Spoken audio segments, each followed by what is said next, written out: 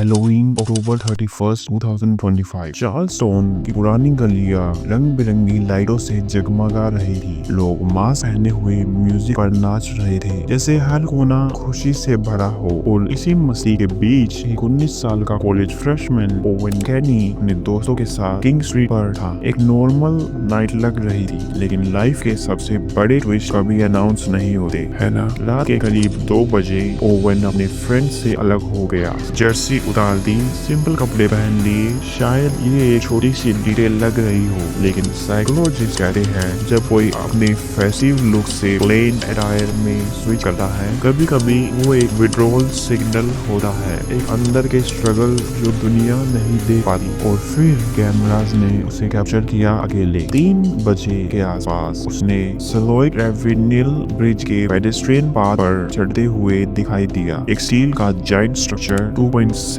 Miles लंबा, 186 feet ऊंचा, कोपर river के ऊपर लगा हुआ। आयरोनी ये है, जब 2005 में ये ब्रिज बना था, इंजीनियर्स का मेन गोल था इंसिडेंट को कम करना। पर देखिए, वही ब्रिज एक और हार्ट ब्रेक का विटनेस बन गया। सुबह के 3:49 AM उसका फोन लास्ट रिंग करता है ब्रिज के हाईएस्ट पॉइंट से, और उसी वक्त सर्विलांस वीडियो में एक अकेली फिगर चलते हुए दिखाई देती है। No shadows, no other person, सिर्फ एक यंग लड़का और एक डिसीजन जिससे समझना मुश्किल है। उस एक सेकंड में काउंटलेस जिंदगियां बदल गई। पेरेंट्स, फ्रेंड्स, क्लासमेट्स और एक पूरी सिटी जहां हैलोवीन की खुशी कुछ सेकंड्स में साइलेंस में बदल गई। अगले दिन 1 नवंबर सुबह की खबर एक बिजली की तरह फैल गई। ओवेन मिसिंग है। फ्रेंड्स और फैमिली ने चार्ल्सटन पुलिस डिपार्टमेंट को कॉल किया और एक फुल स्केल सर्च शुरू हुई। किंग स्ट्रीट से लेक रेविनियल ब्रिज तक हर कॉर्नर स्कैन किया गया।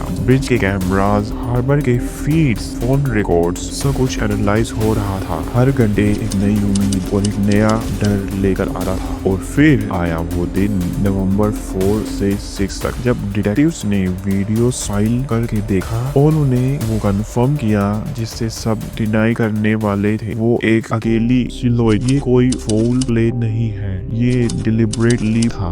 कोई ऑब्जेक्ट नहीं मिला, कोई नोट नहीं छोड़ा गया, बस एक डिजिटल फुटप्रिंट जो सिर्फ ये कह रहा था he was alone। लेकिन हर टाइमलाइन के बीच एक सवाल छुपा था, क्या हम कुछ कर सकते थे अगर ब्रिज पेट्रोल एक्टिव होता, अगर किसी दोस्त ने उस रात एक मैसेज भेज दिया होता। एक्सपर्ट्स कहते हैं FBI के बिहेवियरल स्टडीज के मुताबिक रिकंस्ट्रक्शन में टाइम स्टैम्प प्रिसीजन 80% तक हल करता है। प्रिवेंशन अभी भी एक इलूसिव पजल है, और इसी से इंस्पायर्ड होकर चार्ल्सटन के स्टूडेंट्स ने बाद में सेफ वॉक जैसे ऐप बनाए ताकि कोई और ओवेन रात के अंधेरे में अकेला ना चले। अगले 7 दिन नवंबर 1 से नवंबर 8 तक पूरी चार्ल्सटन ने एक ही मिशन में जान डाल दी, फाइंड ओवेन। ये सिर्फ एक सर्च नहीं था, ये एक इमरजेंसी बैलेट था। ह्यूमन विल और टेक्नोलॉजी का perfect synchronization. Charleston police department के K9 unit, special train Labradors bridges पर स्निफिंग कर रहे थे, पर हवा और पानी के बीच सैंड कहाँ दिखती है। टाइड्स ने हर ट्रेस को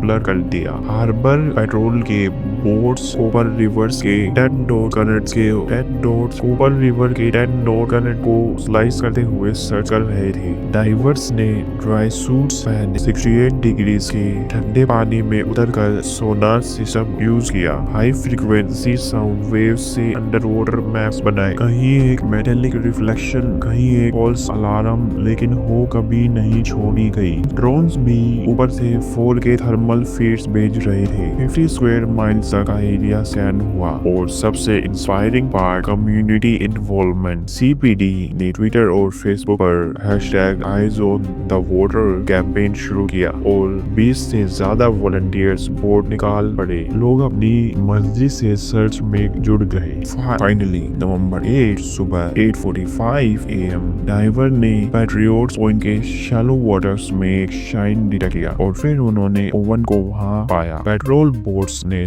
साइलेंट सैल्यूट दिया। कोरोनर्स ने utmost रिस्पेक्ट के साथ रिकवरी की। ब्रिजेस के नीचे पेट्रोल बोट्स ने साइलेंट सैल्यूट किया और पुलिस ने उसे रिस्पेक्ट के साथ रिकवर किया। ब्रिजेस के नीचे जहां टाइट्स मिलते हैं, ये कहानी खत्म नहीं हुई, वो सिर्फ ट्रांसफॉर्म हुई। ओवन के केस के बाद चार्ल्सटन ने सिर्फ दुख नहीं जताया, उन्होंने इंट्रोस्पेक्ट किया। सीपीडी के कैप्टन वोकर ने मीडिया से प्राइवेसी के अपील की ताकि स्पेकुलेशन से जख्म और गहरे न हो। यूनिवर्सिटी के डीएन एचएसयू ने गैप्स ऑल वन हेल्थ जैसे काउंसलिंग इनिशिएटिव एक्सपेंड किए, जहां 300 से ज्यादा स्टूडेंट्स ने हेल्प मांगी। इंजीनियर्स ग्राउंड में विजिल्स हुए, स्टूडेंट्स ने कैंडल जलाई, गिटार्स बजाए और एक कलेक्टिव साइलेंस में अपनी इमोशंस शेयर किए। ये मूवमेंट्स ग्रीफ के थे और उन्होंने एक मूवमेंट जन्म दिया, मेंटल हेल्थ मंडेज, एक स्पेस जहां हर स्टूडेंट अपनी ट्रूथ बोल सकता है बिना शेम के। और ब्रिज इंजीनियर्स ने अब उसकी रेलिंग्स को 6 फीट और एक्सटेंड किया ASC गाइडलाइंस के मुताबिक, ताकि कोई और डेस्परेट सोल उस एज तक ना पहुंचे।